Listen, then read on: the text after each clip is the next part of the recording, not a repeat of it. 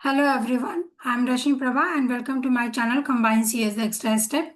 In this video, we are going to learn how to plot a frequency polygon graph using RStudio interface.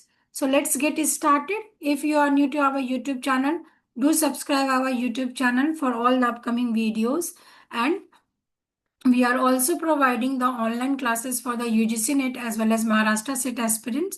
So you can also enroll for our online classes. Now, to start with frequency polygon, how we will do? So first we are supposed to take certain marks. Now let us take an example. मुझे एक frequency polygon में ये display करना है कि there is a class. उस class में I am having certain marks और उस marks के basis पे how I am going to plot it. So in the R Studio, we are having a method that is sequence. So sequence is used to generate a sequence. Now how we are going to do it? So let us take an example. So I will show you one by one what is the use of function. Now let us take the marks of a student is 10. Okay. मुझे 10 से लेके 100 तक student के marks चाहिए and I want into the interval of 5. So this is 5. First I will print this so that you will be able to understand it. So ये मैंने लिया and इसको मैंने run कर लिया. Now see on the console window.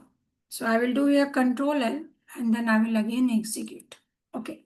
Now see what is the meaning of sequence. So this is the starting number.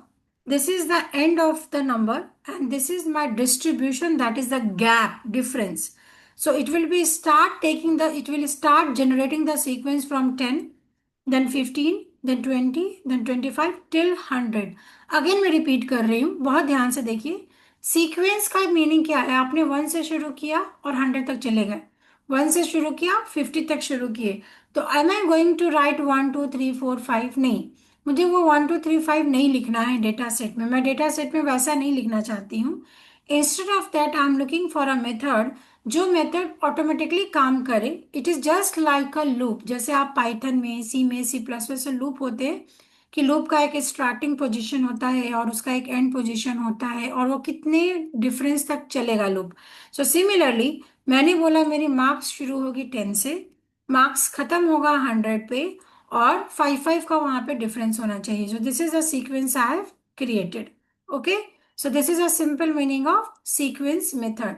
तो similarly मैंने इस प्रोग्राम में क्या किया है, एक स्टूडेंट का मार्क्स ले लिया है जो 17.5 है. मैंने कोई भी रैंडम नंबर लिया है, आपकी मर्जी आए आप कुछ भी ले लीजिए. देन मैंने ये लास्ट लिया है. बेसिकली मैं ले रही हूँ 15 से लेकर आपका 50 तक के वैल्यूज को और मैंने 5 लिखा है. ठीक है. तो जब मैं इसको प्रिंट करूंगी so again it will be giving me values 17.5, 22.5, 5 values आप ऐड कर दीजिए 47.5 तक.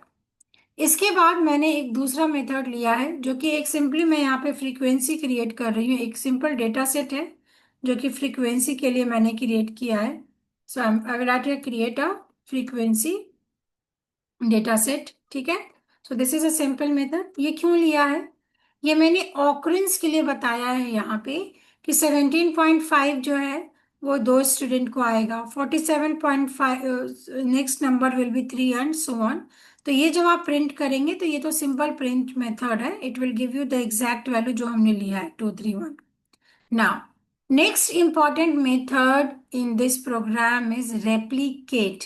Again what is replicate? Replicate का ये मीनिंग है, फर्स्ट रिप्लिकेट में पहले आपको मैं एग्जीक्यूट करके दिखाती हूँ. Now we will come to the output and then I will explain what is the meaning of replicate. अगर मैं इन जनरल बात करूं, what is the meaning of replicate is replicate. Replicate आप ऐसे समझेंगे, रेप्लिका, रेप्लिका बनाना, या फिर आप इसको बोलते हैं कॉपी क्रिएट करना. ठीक है, कॉपी क्रिएट करना. तो ये कॉपी बना रहा है. किसका बना रहा है कॉपी?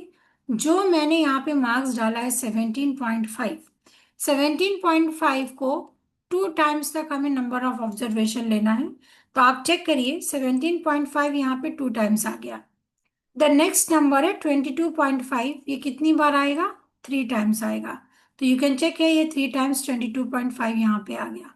सिमिलरली आपका जो नेक्स्ट नंबर है वो 1 टाइम आएगा, नेक्स्ट नंबर 2 टाइम्स आएगा, नेक्स्ट नंबर 4 टाइम्स आएगा, नेक्स्ट नंबर 6 टाइम आएगा तो यू कैन चेक हियर 42.5 आपका 1 2 3 4 5 6 टाइम तक प्रिंट हुआ है, एंड देन फाइनली 47.5 आपका 5 टाइम्स प्रिंट हुआ है। तो हम यहाँ पे जनरेट कर रहे हैं number of occurrence. Again I am repeating, copy करने का मतलब है मेरे पास कोई एक्स फाइल है, मुझे 10 फाइल्स एक्स नाम से बनाना है। It is x x x x till 10 तक। तो सिमिलरली मेरे पास ये स्टूडेंट के मार्क्स है, इस स्टूडेंट के मार्क्स पे मुझे यहाँ पे क्या करना है, इतने नंबर ऑफ ऑकरेंस तक उसका रेप्लिका बनाना है। हेंस जो रेप्लिकेट फंक्शन है, रेप्लिकेट फंक्शन में आप क्या पास करेंगे, वेरी इंपॉर्टेंट, आप पास करेंगे सबसे पहला आर्ग्यूमेंट मार्क्स, और कितने नंबर ऑफ टाइम्स तक उसको आपको रेप्लिकेट करना है, so that is F number of times, और देन मैंने उसको प्रिंट किया है, so this is my number of occurrence. Then मैंने यहाँ पे हिस्टोग्राम लिया है, हिस्टोग्राम में जो भी मेरे मार्क्स आ रहे हैं उसको मुझे प्लॉट करना है। सो मैंने एक्स लेबल डाल दिया मार्क्स, वाई में मेरा फ्रीक्वेंसी, और मैंने इसको प्रिंट करा लिया।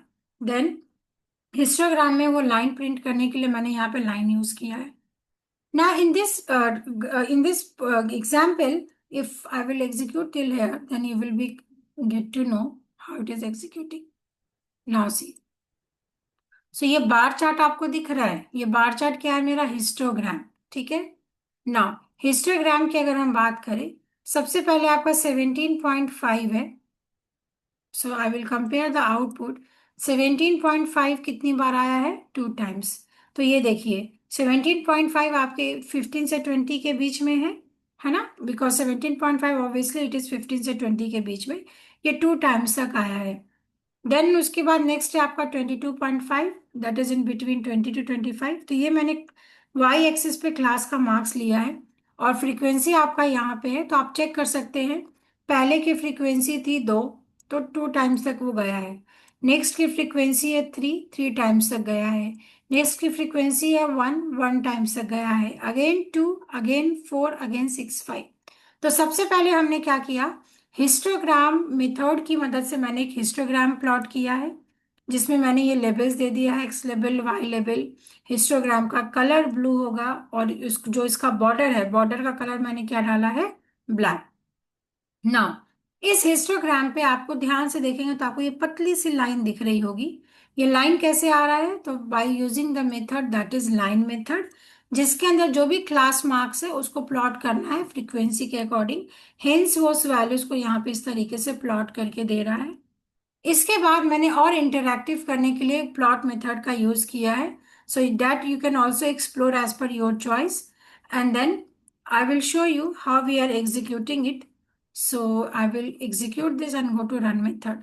Now see, this is known as my point line method. Now these are the points.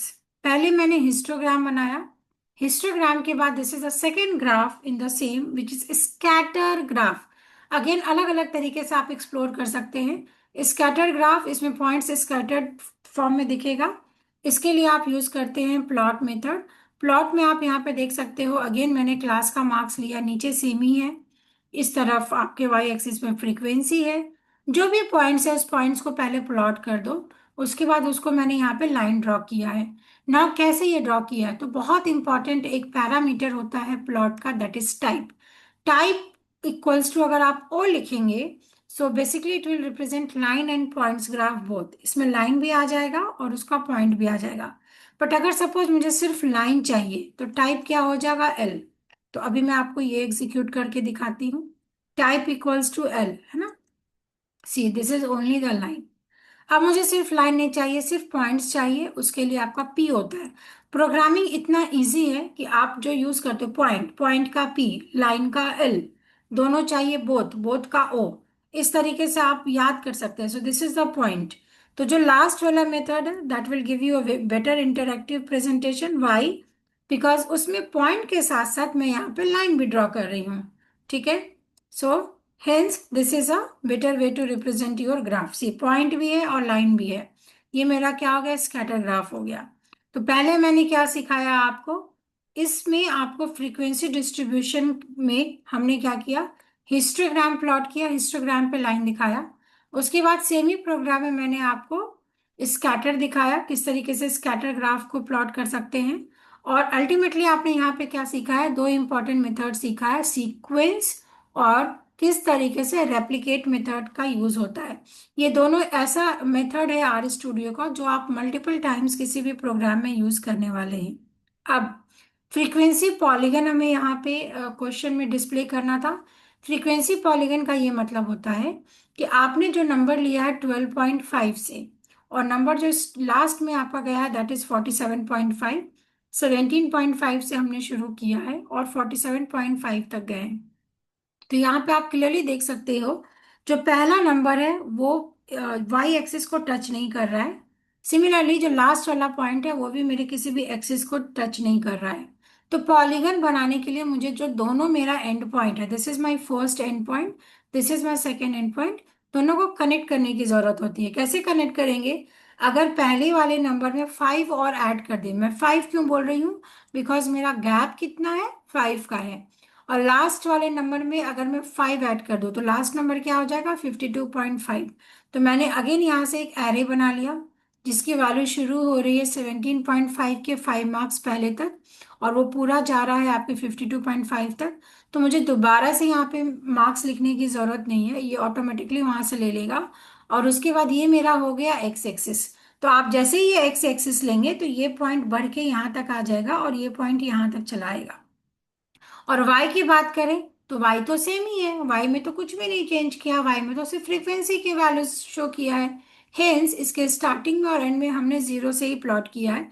तो ये मैंने दो एरे बना लिया, ठीक है। और उसके बाद फिर से मैंने यहाँ पे प्लॉट यूज किया है। तो now we will execute this method and then we will see what is the output. Now see, this is the frequency polygon.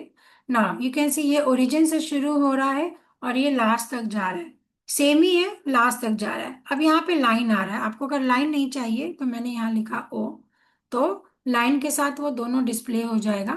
Now you can see, so this is the frequency polygon जो origin से लेके origin तक आ रहा है, ठीक है। और इस तरीके से मैंने यहाँ पे एक्स का कोऑर्डिनेट ले लिया जिसमें 5 वैल्यूज लास्ट में और 5 वैल्यूज इनिशियली मैंने इनिशियलाइज किया है। और देखिए ये जो वैल्यू मैंने लिया है इसे करस्पॉन्डिंग वो कहाँ से वाई में जाएगा, जीरो में। तो ये जीरो पे पॉइंट कर रहा है। और जो लास्ट की वैल्यू है वो कहाँ तक जाएगी, अगेन जीरो तक जाएगी, तो ये भी जीरो तक जा रही है। तो मेरा जो स्टार्ट और एंड पोजीशन है उसको मैंने फिक्स किया। और बाकी ये तो ऑलरेडी हमने प्रोग्राम से ही लिया है, 17.5 से लेके 47.5। सो this is the marks of the student and this is the frequency or number of observation of the student, and this is your frequency polygon. So this was the program for frequency polygon. तो again मैं बता रही हूँ, so we are continuing the series where you are able to see जो हमारा statistics है, statistics is very important for learning data science. तो हमने सीरीज में कवर किया है।